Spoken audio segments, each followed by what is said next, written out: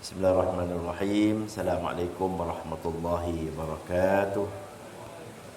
Innal hamdalillah nahmaduhu wa nasta'inuhu wa nastahdihi wa nastaghfiruh wa natawakkalu alayhi wa na'udzu billahi min shururi anfusina wa min sayyiati a'malina.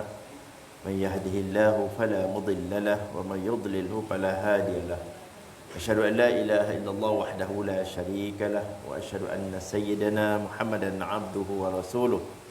Allahumma salli wa sallim wa barik ala sayyidina maulana Muhammad wa ala alihi wa sahbihi ajma'in. Qala rabbi shalli sadri wa yassir li amri wahlul 'uqdatam min lisani yafqahu qawli. Allahumma yassir lana wa la tu'assir alaina rabbi tammim bil khairi ya karim. Amma ba'd. Saya hormati pengurusi masjid kita, saya muliakan Tuan Imam, ahli kuasa masjid, ahli jemaah muslimin dan muslimat, hadirin hadirat dirahmati, dikasihi oleh Allah Subhanahu wa taala. Alhamdulillah, puji dan syukur saya rapatkan kepada Allah Taala dengan izin rahmatnya, dapat saya pada malam ini bersama-sama dengan ahli jemaah sekalian insya-Allah dalam kuliah nak kata mingguan, tak jadi mingguan dah ya, jadi bulanan kadang-kadang ya. Walaupun alhamdulillah syukur di luar sana hujan agak lebat. Jadi hujan ni sentiasa bawa rahmat insya-Allah. Ya, jadi hujan ni ada rahmat untuk kita semua ya. Paling tidak pun kita rasa sejuk sikit dalam ni ya. Dan juga segala sampah sarap, kekotoran yang dibuat oleh manusia dibersihkan melalui air yang Allah Taala turunkan daripada langit untuk membersihkan kita, alam ini dan juga seluruh yang ada di atas muka bumi Allah insya-Allah. Jadi mengikut kuliah yang lalu saya masih malam ni insya-Allah kita cuba habiskan surah Al-Fatihah ya. Walaupun panjang sikitlah surah Al-Fatihah ni, minta maaf tuan-tuan jadi lama sikit ya. Kerana Fatihah ini dipanggil Ummul Kitab. Jadi ibu segala kitab ya. Apabila ibu ni tuan-tuan maknanya besarlah tu ya. Ibu kita, ibu negeri, ibu negara, bila sebut ibu tu jadi besar. Jadi sebab itulah nak bicarakan Fatihah ni dalam satu kuliah tu tak berapa nak habis. Ya, tak berapa, itu pun tidaklah mendalam sangat, sekadar ilmu yang ada pada saya, itulah kita hurai sikit sebanyak ya. Jadi pada malam ni insya-Allah kita tengok Fatihah ini dari beberapa perkara yang mana dalam kuliah yang lalu kita melihat Fatihah ini ada rangkuman di antara kita memuji Allah dengan menyebut alhamdulillah ya, kita mengakui akan kehambaan kita dengan iyyaka na'budu wa iyyaka nasta'in, kita minta pertolongan dengan Allah ya, dan juga kita minta hidayah kan, hidayah makna ihdinas siratal mustaqim. Kita minta hidayah Allah Taala melalui doa yang terdapat dalam surah Al-Fatihah sendiri. Kemudian pada malam ni tuan kita hurai sikit siratal ladzina an'amta alaihim. Saya dah sebut dah dulu ya. Kita kata ya Allah, tunjukkanlah aku jalan yang lurus kan, jalan yang lurus, jalan yang betul. Sebab jalan yang betul sahaja yang akan menyampaikan kita kepada keredaan Allah dan juga seterusnya mendapat syurga Allah ya. Jalan yang tak betul, tak lurus, kelahin perginya ya, akan masuk ke lorong-lorong yang tidak sampai kita kepada keredaan Allah, bahkan boleh mendatangkan kemurkaan Allah. Ini kita tak nak ya. Sebab tu sentiasa minta tuan-tuan, tiap hari kita minta dengan Allah ya, supaya Allah Taala bagi petunjuk kita jalan yang lurus ya. Jadi dalam tafsir Nurul Ihsan dan di dalam tafsir An-Nasafi, Al-Imam An-Nasafi menghuraikan bahawa jalan yang lurus itu ialah siratal ladzina an'amta alaihim. Allah kata jalan yang lurus itu jalan yang Allah Taala mengurniakan hidayat kepada orang sebelum kita. Kan? Jadi dalam tafsir An-Nasafi dia sebut 4 golongan yang Allah Ta'ala dah bagi petunjuk. Jadi kita minta jalan yang sama sebagai Allah Ta'ala bagi pada kita. Ingat lagi tak 4 perkara tu ya? Lupa balik dah Ustaz dia. Melayu mudah, Melayu mudah lupa balik kan. Jadi lupa balik. Jadi golongan 4 golongan itu tak adalah minan nabiyyin was-siddiqin asy-syuhada as-salihin. Ingat lagi tak kan? Para nabi, para orang-orang yang benar iman mereka, saya huraikan orang yang benar iman ni di antaranya Sayyidina Abu Bakar As-Siddiq radhiyallahu anhu, kata tuan masih ingat cerita kan? Dan asy-syuhada, orang-orang yang mati syahid, orang yang berjuang di jalan Allah, mati kerana berjuang di medan peperangan, maka ini asy-syuhada. As-salihin, as-salihin ini kata tafsir dia kata orang yang yakni as-salihin ini segala mereka yang tiada tinggalkan taat kepada Allah dan tiada kerjakan maksiat. Itu orang salihin. Jadi salihin ni tuan, tiketnya terbuka luas pada kita semua. Kalau al-anbiya, para nabi, kita tak termasuklah. Kecuali ada seorang aja yang mengaku tu, namanya Rasul Kahar. Kan, Rasul Kahar tu. Jadi, kat Malaysia pun ada orang mengaku jadi nabi, rasul ya. Kerana salah tadabbur ayat Quran surah Yasin, wa innaka laminal mursalin. Dia baca ayat tu, sesungguhnya engkau daripada kalangan rasul. Maka dia baca ayat tu, dia kata, oh Allah kata dia pun rasul jugalah dia kata. Kan, ini salah tafsir. Jadi tentang tafsir ni jangan main-main. Ada tafsir kena merujuk kepada tafsir muktabar, ulama kata macam mana. Ya. Jadi itu dikatakan para nabi ni kita tak ada inilah, dan nabi pun dah tak ada lagi dah. Kecuali dan Nabi Muhammad itu dipanggil khatamun nabiyyin, nabi yang terakhir lagi. Nabi kata tidak ada lagi nabi selepas aku. Ya, tak ada lagi nabi dah. Jadi nabi terakhir. Jadi kita terlepaslah golongan yang jadi nabi ni tak dapat dah, ya. As-siddiqin, orang yang benar iman dia. Ini pun ada lagi tuan-tuan, insya-Allah. Kita ni termasuk dalam, mudah-mudahan Allah Ta'ala bagikan, kurniakan kita iman yang benar, iman yang betul-betul yakin, ya, yakin dengan apa yang kita imani. Kalau kita belajar akidah tuan-tuan, dia sampai kepada hakul yakin. Tu kan, hakul yakin tuan-tuan. Ada perumpamaan di antara yakin dengan percaya dengan yakin. Percaya. Ingat malam ni kita buat sikit perumpamaan. Di antara percaya dengan yakin ni apa beza tuan-tuan? Saya percaya dia tu, tapi saya yakin dia. Yakin. Yakin dalam tu. Ada orang perumpamaan, ya. Orang kata orang tu dia terror lah. Kalau dia boleh menembak, dia tembak buah apple letak atas kepala budak tu, kan? Atas kepala budak tu dia tembak, boleh kena tu. Kan? Tentang kita semua pakat tengoklah, ada satu demonstrasi contohnya. Demonstrasi kita tengok seorang terror menembak ni, ya. Dia tembak buah apple atas kepala budak tu kena tepat. Kan, tepat. Jadi kita tengok macam tu, kita kata aku percaya dia memang pandai sungguh. Kan? Kita percaya, ya. Tapi kita yakin tak? Kalau tak yakin, orang kata berani tak kita pergi duduk tempat budak tu? Kan? Berani tak kita pergi duduk tempat budak tu, buah apple tak atas kepala kita? Tuan-tuan berani tak gagal tu? Tuan Razi berani? Kan? Itu dipanggil yakin. Sebab tu kalau kita yakin, kita boleh pergi duduk tempat tu. Aku yakin dia ni memang tepat semua dia. Kan? Tapi kita tak sampai, saya tak berani tu. Saya tak berani. Jadi yakin sungguh. Jadi itu di antara orang kata buat perumpamaan tuan-tuan. Di antara percaya dengan yakin tu begitu. Ya. Percaya aku tengok dengan mata, aku percaya dia memang terror sungguh. Ya, terror. Tapi yakin apabila kita berani berduduk di tempat budak tu dan letakkan buah sebiji, bagi dia tembak. Kan? Kalau saya memang lagi awal-awal tu, minta maaf lah kata tak, ya. Jadi dia kata di antara percaya dan yakin, ya. Tapi kita dalam bab akhirat ni tak ada jadi macam itulah. Kita ni yakin tak yakin wujudnya akhirat, percaya kan. Ada orang sekarang ni dia percaya tapi dia tak yakin. Itu yang berlaku dah gini, ya. Berlaku. Sebab tu ada orang yang tak semayang, orang yang tak percaya, dia tak buat, dia melakukan jenayah, maksiat.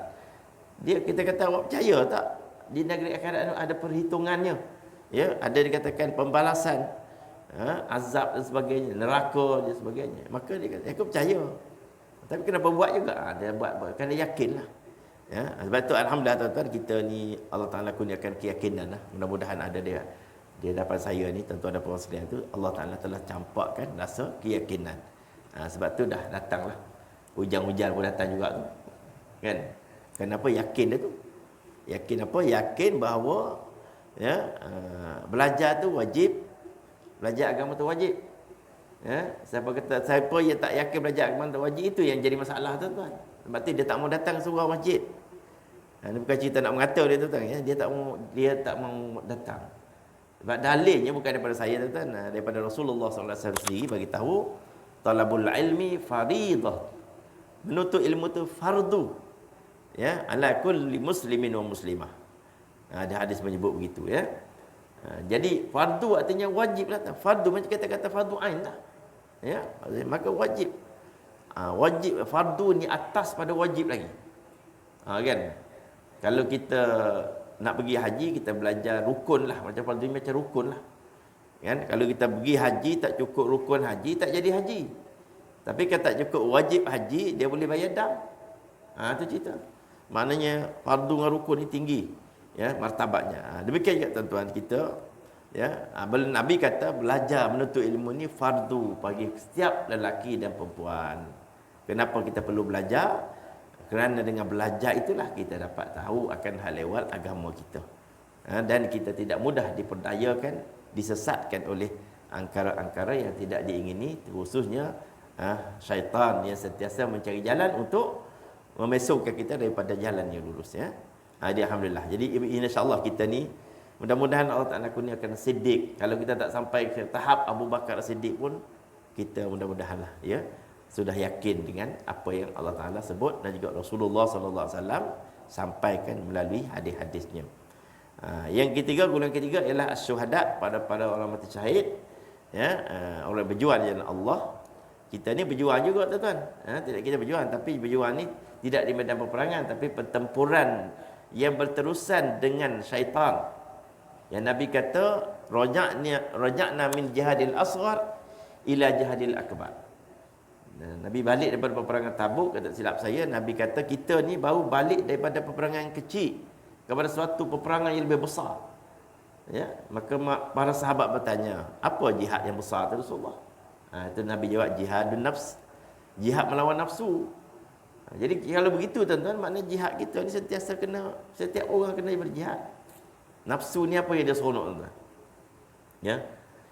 Apa yang dia seronok? Kalau saya lah, masa time-time ni saya lepak depan televisyen. Kan, lepak depan televisyen, minum teh, kita tarik, tengok bola, tengok badminton. Itulah nafsu kita seronok.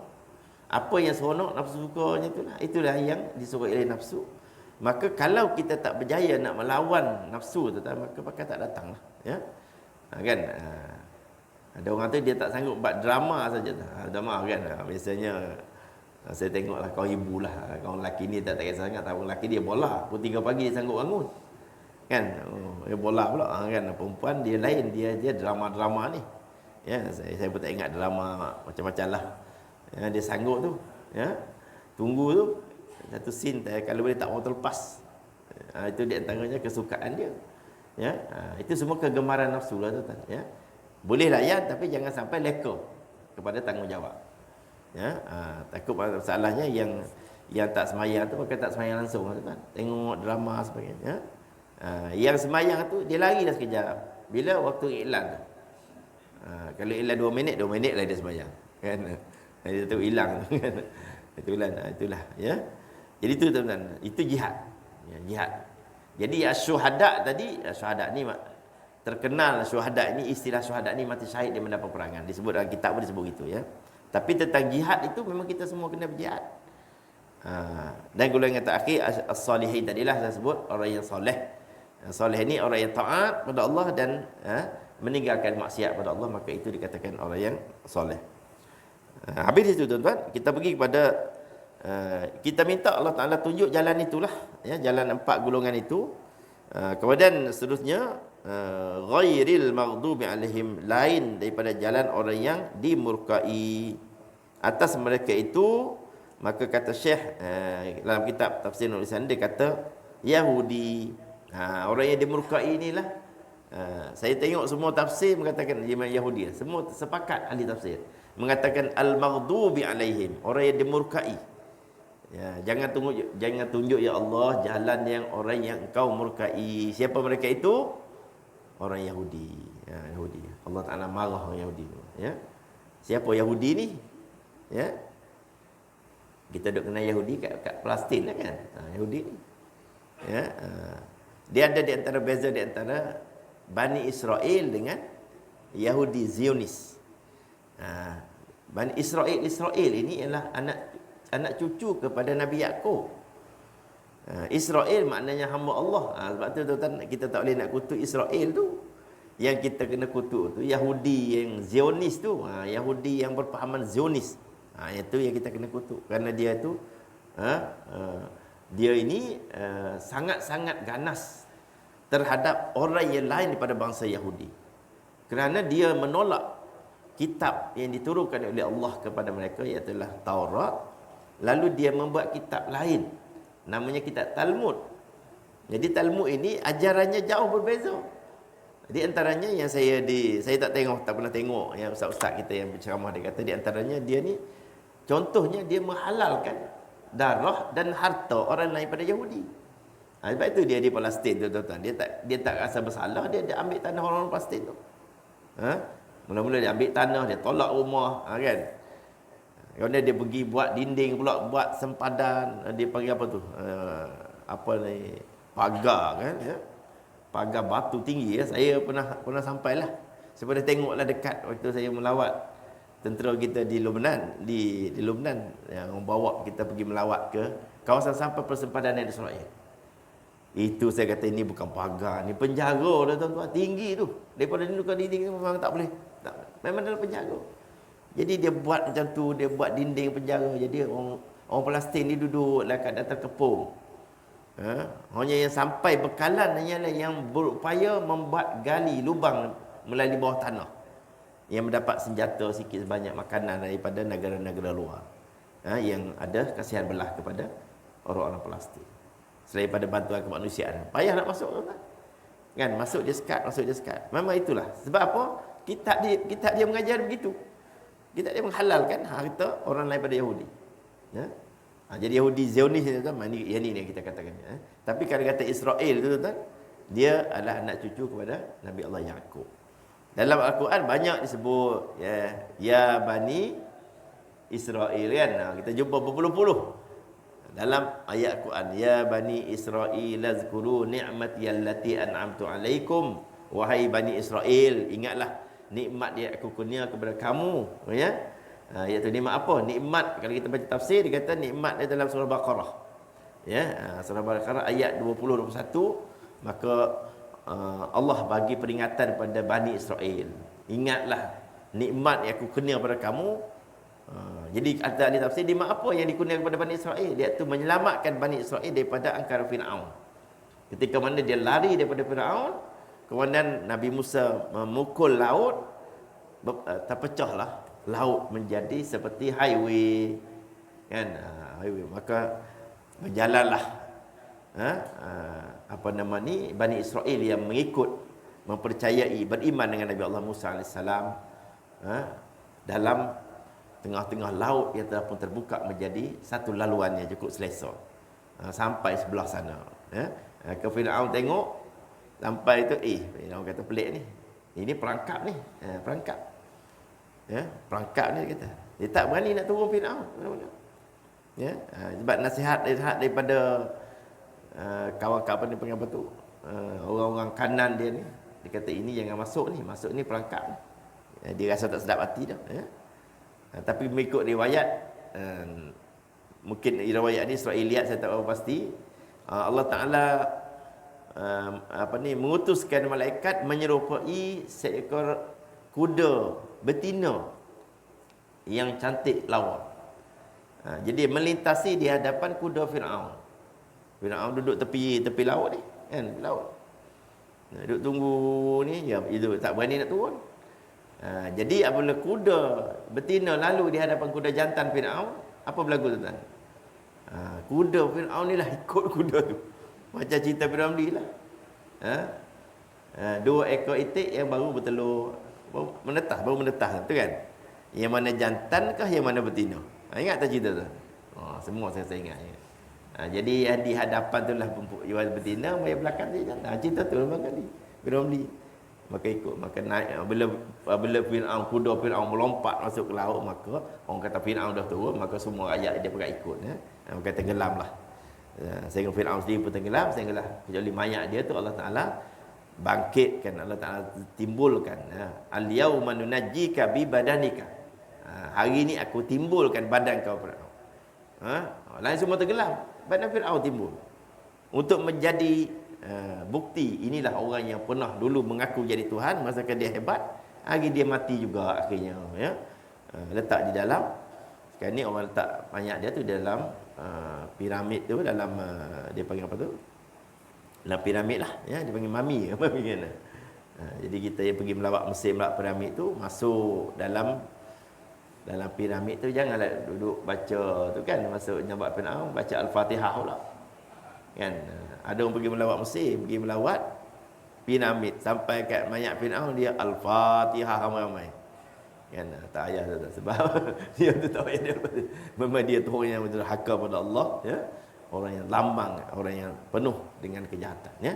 Jadi habis tu tuan, jadi kita kena beza tu di antara saya nak sebutkan tu, Yahudi Zionis tu, itu yang jahat tu, ya, itu yang jahat, yang dia buat angkara sekarang ni seluruh dunia, menguasai ekonomi Amerika, menjadi menguasai Senat Amerika 200. Orang kata 200 yang menguasai orang-orang kaya-kaya yang di Amerika tu, yang bertanggungjawab memilih presiden. Mereka semua ni, mereka pegang semua. Sebab tu kalau mana-mana presiden Amerika yang tidak menyokong, tidak mendukung di Palestin, maka tak boleh jadi presiden. Sebab dialah sebenarnya golongan itulah. Dikatakan 200 orang, ya, kepala-kepala, ya, Yahudi ni yang menguasai gedung-gedung perniagaan yang besar-besar di dunia, yang menguasai segala-galanya, ya. Dia orang ni memang bijak betul tak? Memang Yahudi ni golongan yang bijak. Tapi asalnya ni Bani Israel lah. Bani Israel ni daripada anak Nabi Yakub. Anak Nabi Yakub semua ni ada 12 orang, ya. 12 orang, di antaranya Nabi Yusuf dan Bunyamin, ya. Daripada dia kahwin dengan dua orang sepupu dia, seorang nama Rahil, seorang nama Lia. Daripada Lia dapat 6 orang anak, dengan Rahil dapat 2 orang, dan dengan khadam yang dihadiahkan oleh Rahil dan juga Lia ini dapat 4 orang anak. Jadi semua sekali 12 orang anak Nabi Yakub kan. Nabi Yakub ni 12 orang. Dan terkena Nabi Yusuf lah. Nabi Yusuf ni akhirnya dia jadi nabi lah. Banyak kan jadi nabi, anak-anak dia nabi-nabi, Nabi Yakub ni, ya. Dan lepas itu tuan-tuan, Nabi Yusuf ni anak daripada Rahil ni. Rahil ni ibunya tu meninggal lebih awal, ya. Dalam keadaan Nabi Yusuf dan Bunyamin ni umur 10 tahun Nabi Yusuf ketika itu. Bunyamin lagi orang kecil, lagi 7 tahun kata, ya. Maka dia dibeluk oleh datuknya Nabi Yakub. Maka Nabi Yakub ni oleh kerana mak tak ada jaga cucu ni, dia sayang lebih sikit lah. Maka dengan sebab dia sayang lebih, menimbulkan jealous lah di kalangan adik-beradik yang lain. Itu yang pakat-pakat bawa Yusuf pergi jatuh dalam telaga. Ketiga Nabi Yusuf pula bermimpi, dalam Quran sebut inni ra'aitu ahada asyara kaukaban, ya, aku melihat 11 bintang, semuanya sujud padaku. Jadi Nabi Yakub kata, kau jangan cerita mimpi kau ni pada adik-beradik kau, nanti dia faham lain, kan. Tapi terpecah juga rahsia ni tu tak. Dia rahsia. Maka itulah akhirnya mereka semua bersepakat untuk membunuh Nabi Yusuf, ya. Dibawa adik dia ni ke tepi telaga, dia dihumban masuk dalam telaga. Gamak tu buat adik-beradik macam tu lah. Ini jealous punya pasal lah. Ya, itulah cerita. Saya tak nak pergi panjang kan. Habis tu cerita Yahudi tu nak, makna kalau sebut Yahudi ni yang dikatakan al-maghdubi alaihim, Yahudi tadilah Yahudi yang menolak kitab Taurat, kemudian mengambil kitab lain, menolak apa yang di agama Allah Taala, yang Allah Taala bawa tu kepada mereka pada asalnya, akhirnya ambil yang lain, ya. Maka mereka inilah dikatakan al-maghdubi alaihim. Jadi kalau kita baca dalam Fatihah tiap-tiap hari tu, siratal ladzina an'amta alaihim, 4 golongan. Ya Allah, tunjukkanlah aku jalan yang lurus. Jalan mana? 4 golongan tadi. Para nabi, para siddiqin, asyhada, salihin. Ghairil maghdubi alaihim. Jangan tunjuk jalan yang engkau murkai. Maka kita kena tengok Yahudi. Kan? Inilah. Janganlah Allah Ta'ala tunjuk kita jalan Yahudi. Tapi banyak dah orang ikut Yahudi tu kan masalahnya. Protokol Yahudi. Kita kata kita minta, ya Allah jangan tunjuk jalan yang kau murkai daripada golongan Yahudi. Tapi hakikat kehidupan kita seharian, teman kali termasuk kita semua tuan-tuan. Saya pun masuk. Kadang masuk juga perangkap Yahudi tu. Ya. Yang Nabi kata dalam satu hadis, la tattabi'anna sunana man qablakum shibran bi shibrin wa zira'an bi zira'in. Ya. Kamu akan mengikut umat terdahulu daripada kamu, iaitu Yahudi dan Nasrani, sejengkal demi sejengkal, sehasta demi sehasta. Sehinggalah Nabi kata kalau mereka masuk ke lubang biawak pun kita akan ikut masuk sama. Ini kita ikut tak tuan? Ikut ya. Jangan ambil lain tuan, sukan Olimpik cukuplah. Sukan Olimpik kan. Kita ikut siapa? Kan? Dengan pasang apinya tuan-tuan ya, dengan duk puja semua sekali.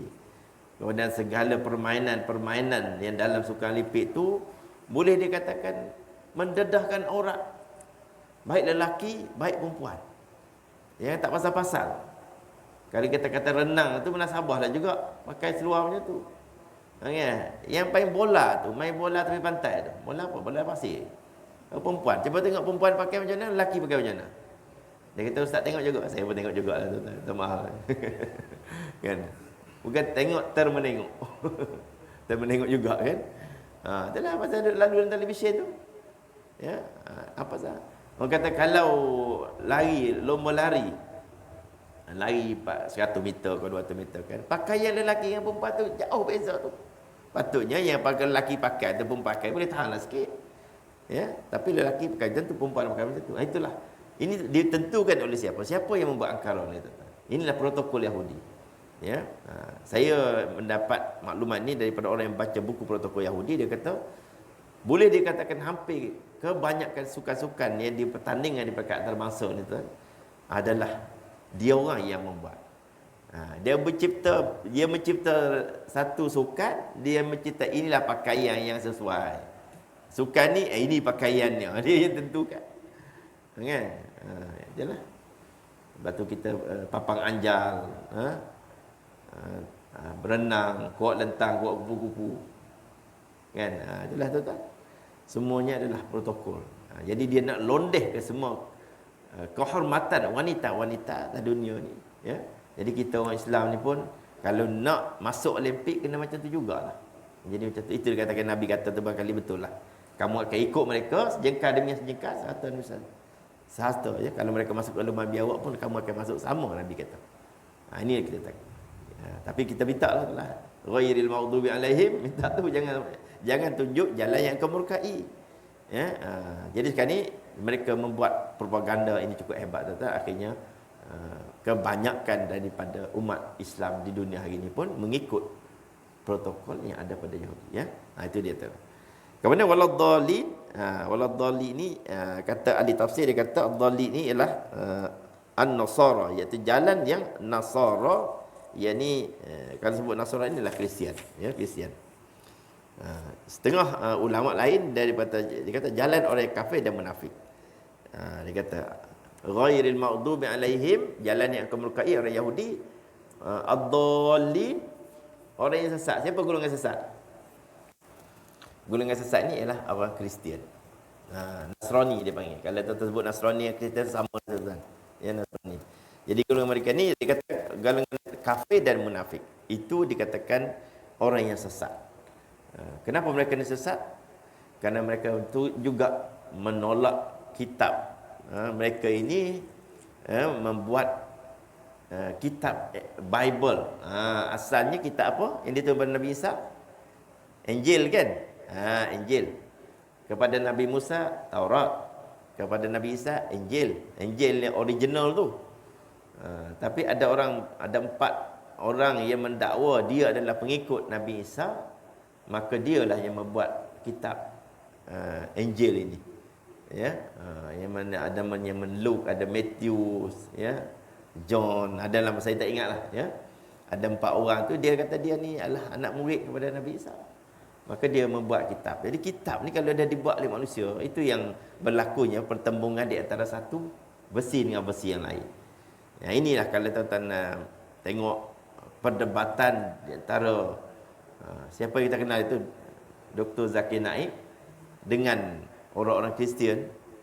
Memang tak menanglah dia orang, sebab Dr. Zakir Naik ni dia memang hafal betul. Dia tahu betul-betul. Dia boleh sebut muka surat sekian, chapter sekian-sekian. Ya, kitab kamu mengatakan begini, kenapa jadi kata begini? Jadi ada kontradiksi di antara satu sama lain. Ada pertembungan di antara satu dengan yang lain. Maka ini semua sebab yang manusia ni tuan-tuan. Kalau manusia yang buat, pasti tidak akan sama dengan apa yang Allah Ta'ala turunkan kepada kita. Sebab Allah Ta'ala ni sumbernya satu je. Sumbernya baik kita Taurat, kita Injil, kita Zabur, Al-Quran, semuanya sumbernya pada Allah. Lepas tu dia kata, dia kata Fatihah ni, dia kata maka Fatihah ni dia kata adalah merupakan gabungan kitab yang terdahulu, semuanya ajaran terdahulu dia duduk dalam Quran semua, kan? Itu di antaranya. Maka yang dalam Quran pula duduk pada Al-Fatihah. Kerana Fatihah itu dikatakan umul kitab. Jadi tuan-tuan itulah. Jadi orang Kristian tuan-tuan, sialah ya. Kalau kita tengok kepercayaan dia ni memang dah jauh terpesong ya. Waktu saya belajar dulu, saya belajar perbandingan agama. Saya belajar perbandingan agama di setempat di negara barat lah, ya. Guna pergi ambil master buat kat sana. Dia tengok kita ni orang Islam ni, ada orang Islam tempat itu, saya ni dekat Wales. Kat Wales ni dia ke bawah sikit ya. Kawasan sejuk sikit. Dia tengok kita ni macam kita ni orang kafir lah. Macam tu lah dia tengok. Pasal kita duduk dalam lubuk dia. Kesian. Dia tengok kita macam tu. Kita tengok dia kesian dia. Dia tengok kita kesian kita. Itu cerita orang Kristian. Dia tubuhkan Department of Religious Study. Ya. Ada Department of Hindu, Department of Buddha, ya. Department of Christian. Ya. Jadi yang Kristian ni lah yang dominan. Ya. Dia ada dua mazhab tu. Mazhab Roman Katolik, mazhab lama, dan satu lagi mazhab Protestan. Ya. Dua tu lah. Yang kita tengok. Jadi duduk dalam keadaan saya tempat belajar yang paling saya tak seronok lah. Bangun pagi-pagi bukan dengan azan tuan-tuan, dengan loceng. Dengan loceng itu. Ya, loceng tak seronok dengan loceng.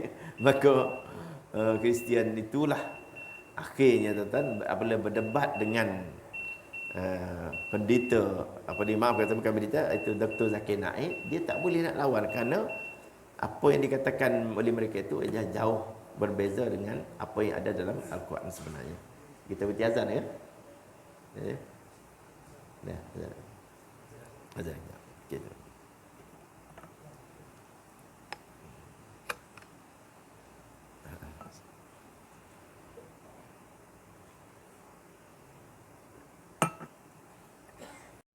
Sama 5 minit boleh tuan-tuan nak habiskan sikit. Jadi Fatihah tu begitulah. Maka Fatihah itu hingga waladdallin. Jadi daripada alhamdulillahirabbil alamin sampai waladdallin itu perkataan Fatihah. Adapun perkataan amin yang kita ucap ramai-ramai amin tu, maka muafakat ulama tiada daripadanya, bukan daripada surah Fatihah, tiada juga daripada Al-Quran. Jadi perkataan amin yang kita ucap ramai-ramai itu bukan daripada ayat Al-Quran, tetapi sunat disudahkan Fatihah dengan amin. Itu baca ya. Kerana ihdinas sirat. Ihdinas sirat tu dia bentuk doa, kan? Kita kata tunjuk ya Allah jalan yang lurus. Jalan yang Engkau beri petunjuk pada mereka sebelum kami, bukan jalan yang kau melukai. Itu semua doa. Apabila doa, di hujungnya kita kata amin. Apa makna amin? Perkenankanlah ya Allah doa kami. Penutakan. Itulah maka Fatihah itu lazimnya dan boleh disunatkan kita menyebut amin setiap kali kita baca Fatihah. Kerana dalamnya ada doa ya. Demikian tiap-tiap doa ya. Demikian doa-doa lain pun kita kata amin juga. Jadi harus diqasar dan ditakhfifkan dan ditasydidkan. Nak pendek boleh amin, boleh amin panjang sikit pun boleh. Jadi ada juga amin ditasydidkan. Harus dimatkan. Mat ni dipanjangkan. Sebab ada orang tegur dia tak amin panjang sangat abang dia. Tak ada syariatnya. Jadi ulama kata tak apa, panjang sikit. Jadi kita nak sebut siratal ladzina an'amta 'alaihim ghairil maghdubi 'alaihim waladdallin. Imam kata kan, jadi makmum amin panjang tak? Panjanglah tu nak habis. Jadi boleh tak panjang tu? Boleh tak? dia harus, tak ada masalah ya. Jangan duk kelahi bab tu, itu senang. Ada orang kata tak boleh, ni mesti 2 harakat. Kerana alif 2 harakat ya. Jadi dalam bab ni diberikan kelonggaran untuk supaya makmum semua ni nak seratakan, nak serasikan suara tu, sebutlah amin yang ramai-ramai. Apa makna amin? Perkenankan ya Allah doa kami tu yang kami minta tu. Ya, yang imam baca tu maka kita minta Allah Taala perkenankan. Dan dikata lagi yang dia kata Imam An-Nasafi dia kata lagi makna kitab itu ya, makna segala kitab itu ada 104 buah. Konon-konon kitab ni yang besar-besar 4, yang kecil-kecil ada 100 buah. Terhimpun dalam Al-Quran. Semua kitab-kitab terdahulu semua terhimpun dalam Al-Quran. Dan makna Quran itu terhimpun di dalam Al-Fatihah. Seluruh kitab dulu terhimpun dalam Al-Quran. Kemudian seluruh Al-Quran itu terhimpun di dalam suratul Fatihah tadi kan, kita dah baca tadi. Maka seolah-olah Fatihah itu nasah, muhtasar dan Quran tafsir ya. Jadi kitab-kitab lama telah pun di naskhah yang ringkas ya, dan dihuraikan secara mendetail di dalam Al-Quran. Di kitab-kitab dahulu tak besar tuan-tuan. Nak dibandingkan dengan kitab Al-Quran, maka Al-Quran lah paling besar sekali kitab yang diturunkan oleh Allah kepada kita, kepada umat manusia ya. Kerana terhimpun bicara Tuhan itu padanya ya. Bermula dengan alhamdulillahirabbil alamin katanya. Itu di dunia bicara Allah Taala ya. Kemudian di negeri akhirat Allah Taala sebut Raja Malik Yaumiddin, raja pada hari kiamat. Dan terhimpun segala ibadat dan i'tiqad dan hukum, suruh dan tegah itu pada iyyaka na'budu wa iyyaka nasta'in. Dalam iyyaka na'budu wa iyyaka nasta'in terhimpun isu akidah dan isu yang berkaitan dengan hukum hakam dan syariat sekaliannya pada siratal mustaqim, jalan yang lurus itu dia panggil syariat ya. Syariat, sebab tu kita ni mengikut syariat Islam, syariat jalan yang paling lurus sekali syariat Islam. Dan juga dia kata kemudian cerita al-anbiya, cerita para nabi dan segala orang soleh itu pada allazina an'amta alaihim. Yang kita baca siratal ladzina an'amta alaihim, ada 4 golongan. Para nabi pun ya ada di situ, para syuhada salihin dan juga orang siddiqin. Dan cerita segala kufar, cerita tentang orang kafir pula terletak pada ghairil maghdubi alaihim waladdallin. Itu di antara mafhum daripada ayat ini. Maka itulah hebatnya surah Fatihah ni tuan. Dia mengumpulkan segala rahsia kitab-kitab lama terhimpun di dalam kesemuanya dalam Al-Fatihah. Jadi sesuailah kita baca berapa kali sehari tu kita baca. Ya. Kalau sembahyang fardu saja berapa kali? 17 kali. Tak masuk sembahyang sunat lagi.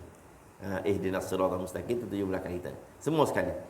Jadi kita ingat Fatihah ni ialah ibu segala kitab. Jadi kita baca tuan elok-elok penuh penghayatan. Ya, dan jadikan dia betul-betul sebagai petunjuk. Sebenarnya saya pernah cerita dulu.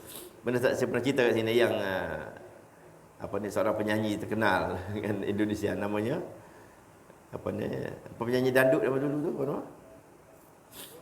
Rhoma Irama, kan? Rhoma Irama bila dia menginterview Ustaz Abdul Somad, kan? Ustaz Abdul Somad. Jadi Ustaz Abdul Somad tanya dia, kenapa abang Rhoma ni walaupun menyanyi tapi masih lagi ada ciri-ciri keagamaan dalam nyanyian dia itu.